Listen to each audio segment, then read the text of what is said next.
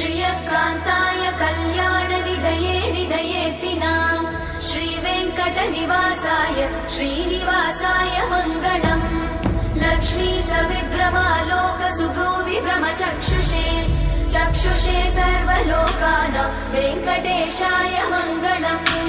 श्रीवेङ्कटाद्रिशृङ्गाग्रमङ्गलाभरणाङ्ग्रये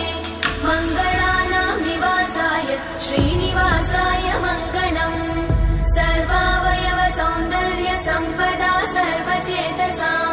सदा सम्मोहनायास्तु वेङ्कटेशाय मङ्गलम् नित्याय निरवध्याय सत्यानन्दचिदात्मने